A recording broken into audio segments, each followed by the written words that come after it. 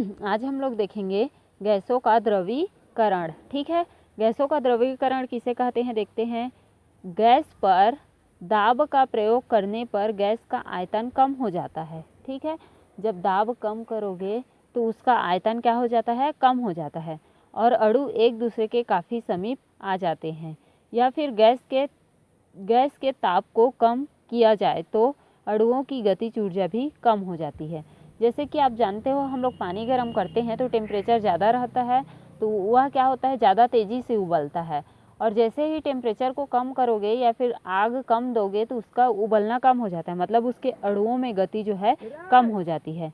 इस प्रकार गैसों को ठंडा करके अणुओं को इतना समीप लाया जा सकता है कि अंतर अणुक आकर्षण बल प्रबल हो जाए, एक दूसरे के साथ बंधे रहने का जो बल है वह क्या हो जाए, प्रबल हो जाए और गैसीय अणुओं का द्रव अवस्था में संघनन हो जाए।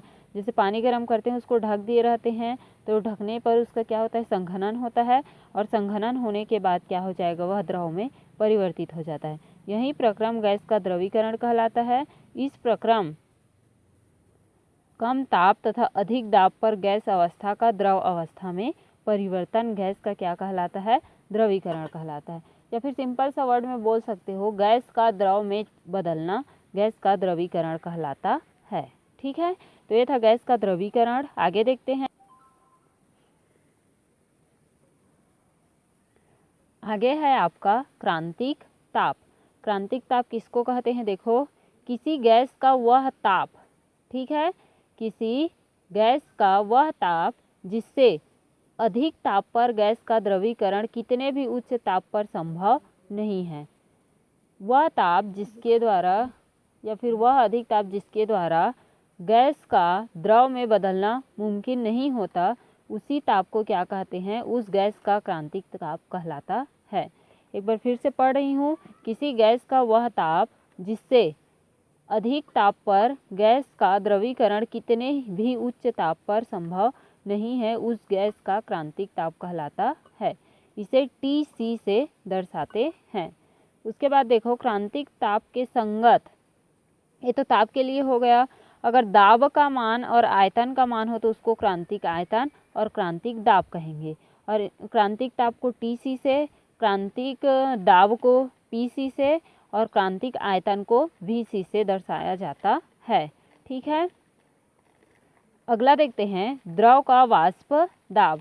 एक निश्चित ताप पर, ठीक है, एक निश्चित ताप पर वाष्प के अणुओं द्वारा, एक निश्चित ताप पर वाष्प के अणुओं द्वारा जो द्रव के साथ साम्य में हो, द्रव के पृष्ठ पर डाला गया दाब द्रव का क्या कहलाएगा, आपका वाष्प दाब कहलाता है। इसको डायग्राम से समझते हैं, समझ में आ जाएगा।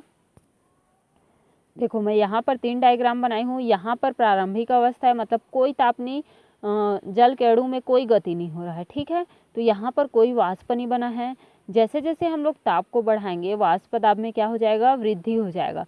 तो देखो, इधर वाष्प बन रहा है तो ये वाष्प भी तो नीचे की ओर प्रेशर डालेगा, वही जो दाब होता है कहलाता है आपका वाष्प दाब। ठीक है, यहाँ पर देखोगे, अब इतना दाब है, पहले इसका स्तर कम था, फिर जैसे जैसे वाष्प बढ़ेगा तो ऊपर से प्रेशर डालेगा तो इस नीचे का मान बढ़ते जाएगा। ठीक है, अब उसके बाद देखोगे एक टाइम ऐसे आता है कि इतना वाष्प दाब डालता है कि वह एक सीमा तक जाने के बाद ख़त्म हो जाता है, उससे और अधिक दाब नहीं जाता, स्थिर हो जाता है। उतना जाने के बाद स्थिर वाष्प दाब क्या हो जाता है, प्राप्त हो जाता है। उसके बाद देखेंगे हम लोग द्रव का पृष्ठ तनाव। ठीक है, द्रव का पृष्ठ तनाव क्या होता है, देखो, द्रव की स्थिर और काल्पनिक 1 सेंटीमीटर रेखा पर कार्यरत बल। ठीक है, द्रव की स्थिर और काल्पनिक 1 सेंटीमीटर रेखा पर कार्यरत बल जो द्रव सतह की स्पर्श दिशा में काल्पनिक रेखा के लंब रूप में कार्य करता है, द्रव का पृष्ठ तनाव कहलाता है। द्रव का क्या कहलाएगा, पृष्ठ तनाव कहलाता है। मानो कि यह कोई द्रव है तो इसके ऊपर, उसके सतह पर जो दबाव डालेगा या फिर जो तनाव पड़ेगा वही क्या कहलाएगा, द्रव का पृष्ठ तनाव कहलाता है।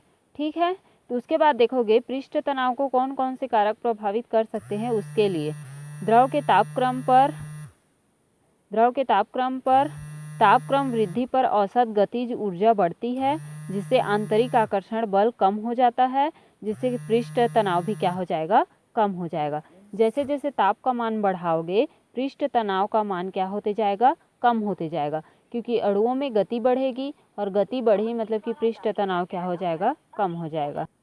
अगला है द्रव की प्रकृति। ध्रुवीय द्रव अणुओं के मध्य अंतर अणुक आकर्षण बल अधिक होता है, इस कारण इसका पृष्ठ तनाव भी क्या हो जाएगा, अधिक हो जाएगा। इन बलों का मान जितना अधिक होगा पृष्ठ तनाव उतना ही क्या होगा, अधिक होगा।